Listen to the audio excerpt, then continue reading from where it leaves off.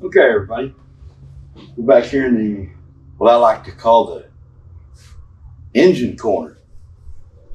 My favorite area of the shop. It's where we keep the fun. It's where we'll be building this little John Deere motor. So quickly, back here, this is a small block 283. It's probably the single most remembered motor and maybe most used motor of all time from Chevrolet, the small block. So that's actually out of a 64 Nova. Maybe we can do a little more about that later. If you'd like to know a little more about it, maybe see more of it, comment down below. And of course, this big block, of course, if you haven't watched, you might want to watch the video about my truck. Maybe it'll be up in the corner over there somewhere, who knows.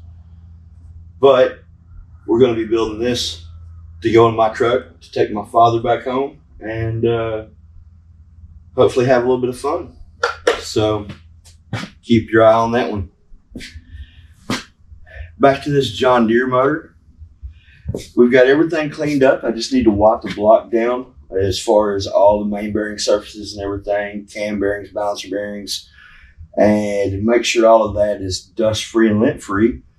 And then I still need to take our crank outside that we cleaned up earlier, and I'm just going to blow it off with air hose. There's little bits of red lint rag from where I cleaned it before.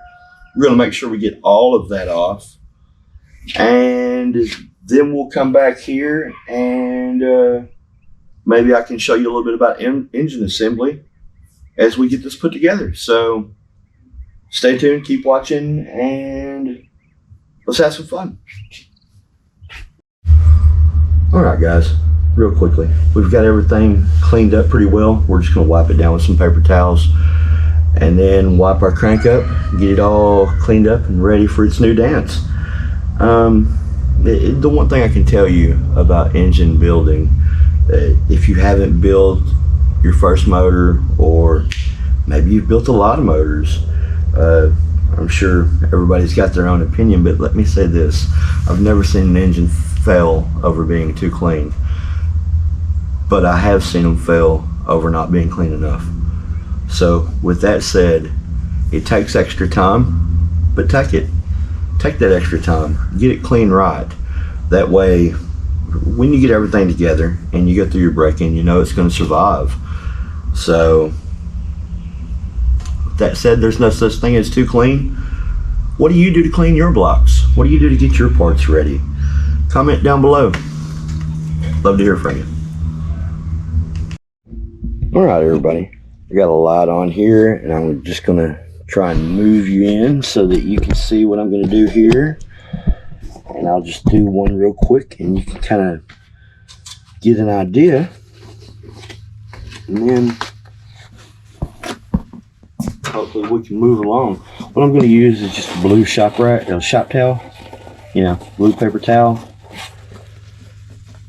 And we're just going to wipe the bearing surface down really well. We just want it good and clean.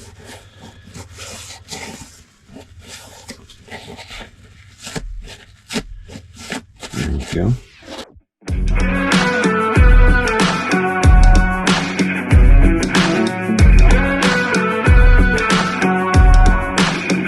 You can't tell me the deck is stacked. You can't whisper behind my back. Show me how the odds are up against me all day long. But I've been through the fire and come out alive, and there's no more fear in my eyes. Oh, now I'm rising. Well, there we are, all wiped down, ready to go. Let's see, get you a little shot through there. That's our cam bore. Cool deal. Well, after all your cleanup and hard work, untold amount of cleaning and polishing and getting things ready, it's finally time for assembly. Or at least it is for us. So, a couple quick tips. Hey, let's try to speak right.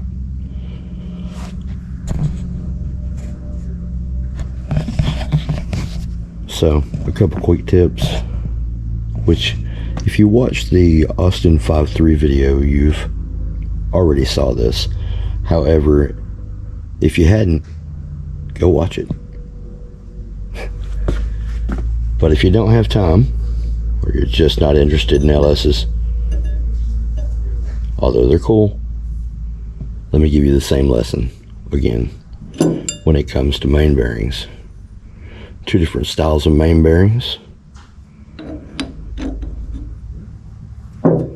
There's this style, and then there's the thrust bearing.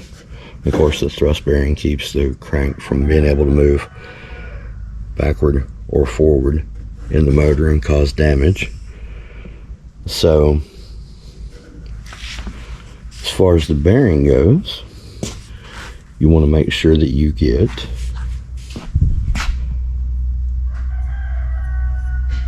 your main bearing. You have a tang. Kind of hard one-handed, but let's try. There's a tang right there. If you can see that little bump. There you are. You want to line that bump up with the corresponding notch in the block. Like so.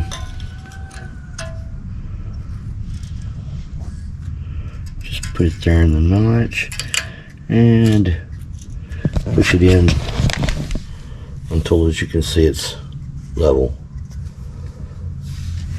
You can also see that the oil gallery plug is lined up with the oil gallery. Then you're just going to go to your matching main cap. Okay. You're going to take your bearing, and again, you're going to match the little bump, the tang,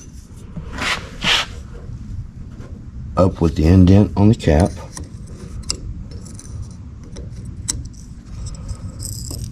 And just slide it into place until it's level. Just like that. And as far as your thrust bearing, much the same story. Tang to the tang there.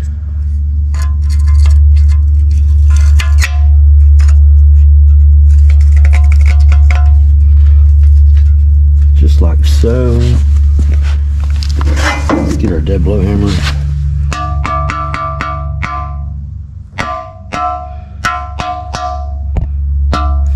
There you go. You can see from the side, as you can see, it's even and flush across.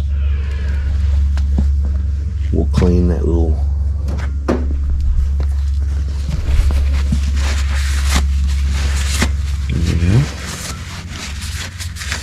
I said, can never ever be too clean.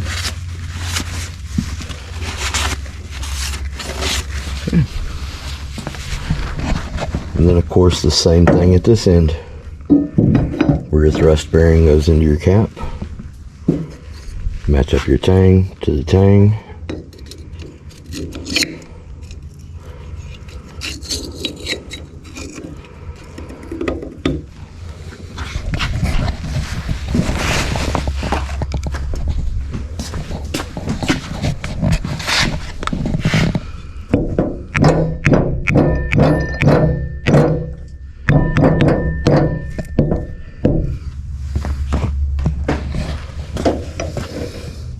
Just like that.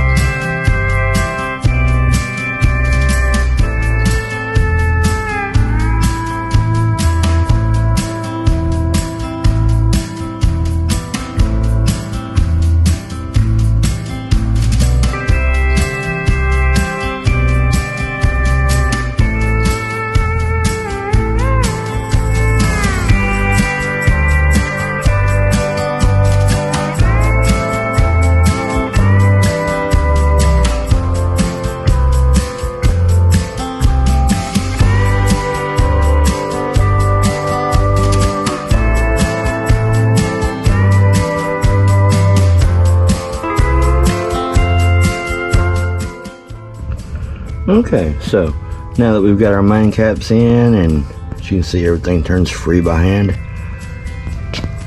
what we're going to do next is torque all of our main caps. And what you're going to want to do is you're always going to want to start in your middle and work your way out to each end as you're doing it. Now, this particular engine wants to torque the main caps to 85 foot-pounds. So what we're going to do is we're going to split that up into two fields. We're going to make our first pass at 45 foot-pounds, and then we're going to raise it on our second pass to 85 foot-pounds, and we'll check and make sure that it rotates free and clear in between the two passes. So with that being said, y'all watch and let me run through this and we'll get it going.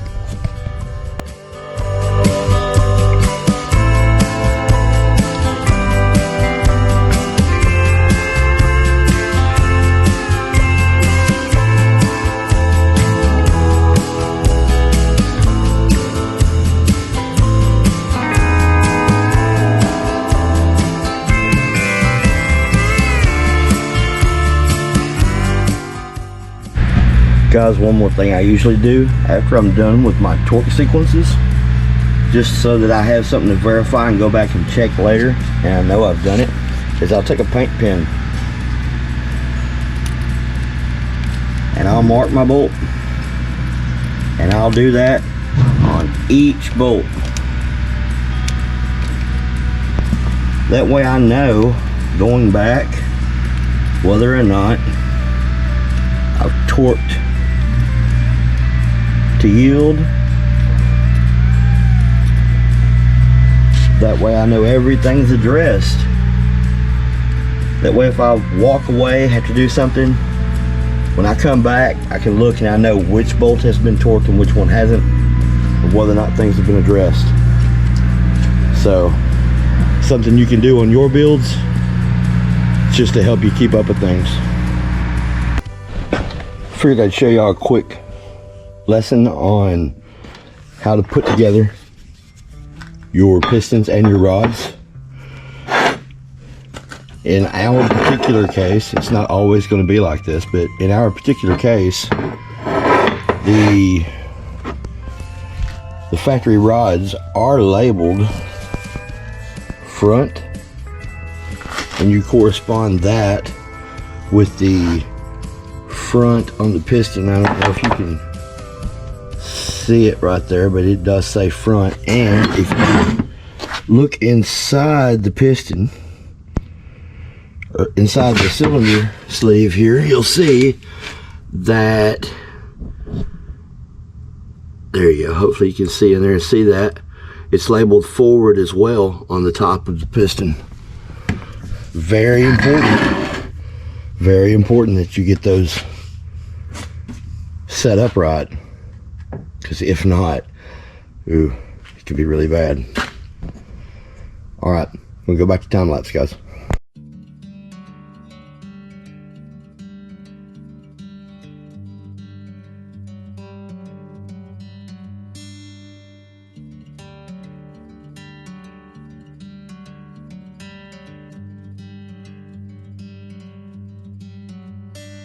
I'm driving down an empty freeway, no waiting for the light to change. I'm seeing the sunrise behind me.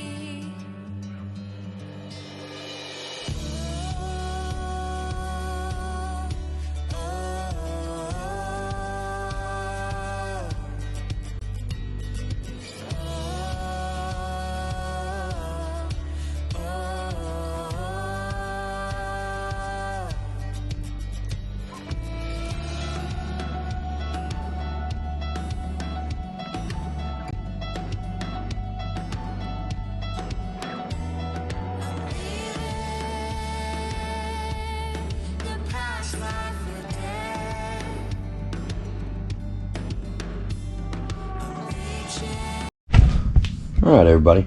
Y'all might remember whenever we did the O-ring groove cleaning and removed the old O-rings. Well, we're going to be placing in our new O-rings. I just thought I'd give you a quick understanding, and then I'll do them myself.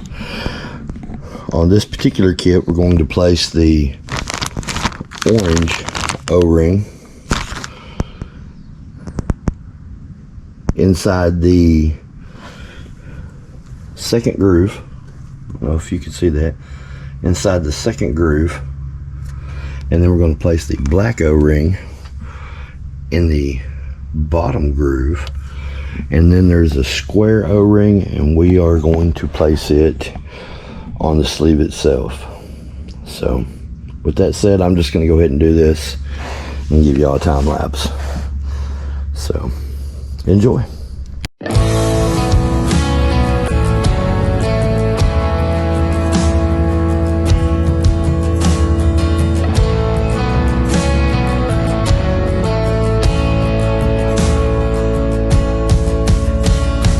Is this all that you dreamed it'd be? Ending up here, ending up with me.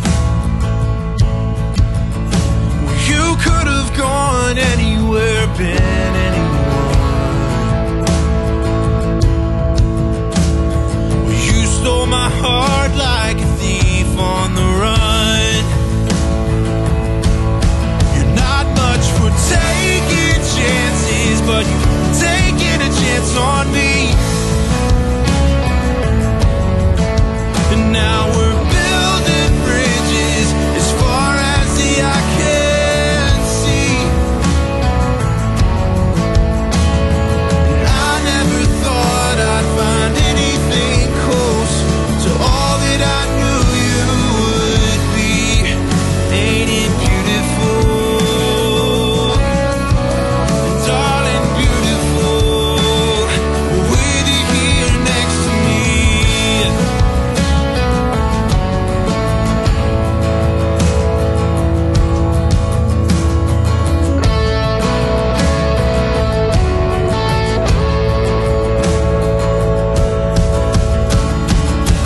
Dream in color, you're black and white. And I prefer the country to your city lights. But we made our bed and it feels just right. So I'll stay here with you for the rest of my night. For taking chances, but you've taken a chance on me. And now we're building bridges as far as the eye can see. And I never thought I'd find anything close to all that I knew you would be. Ain't it beautiful?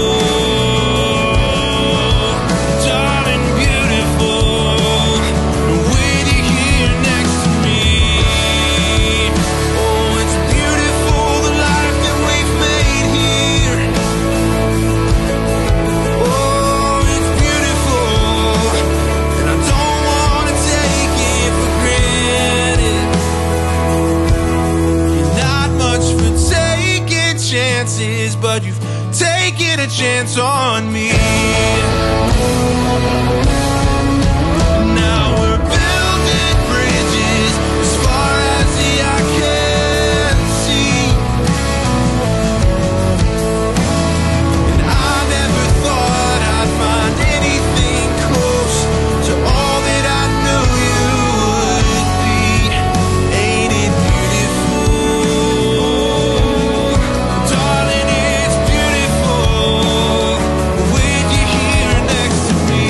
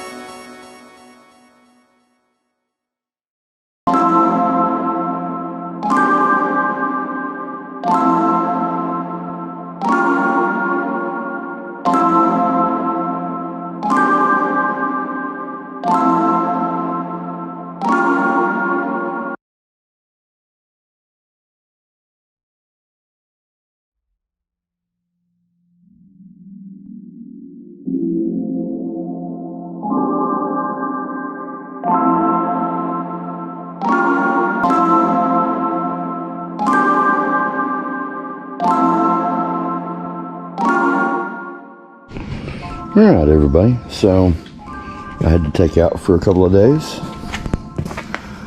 and while I was, Chris has already got the head and much of the button-up work already taken care of. So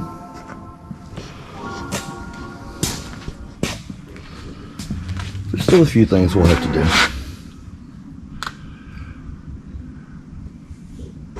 Turbo, all of that, some of the plumbing, well, much of the plumbing still. Radiator.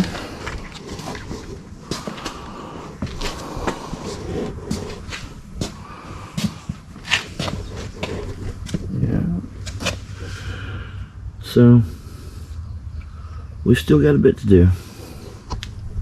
So let's get after it.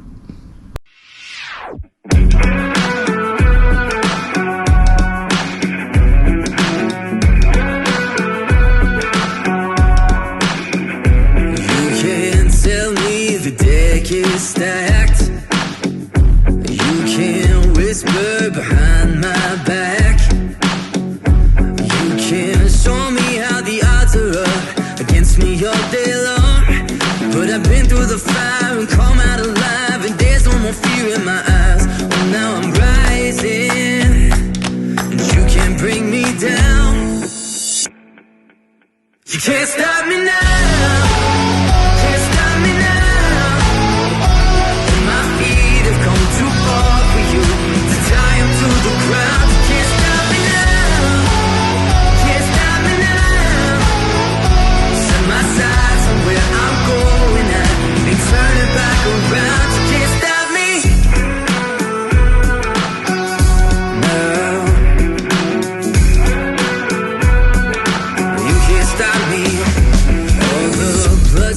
Sacrifice. Oh, I paid the dearest price. Alright everybody, this is our little 300 series John Deere that we were helping out another shop with. It is all buttoned up and all dressed up.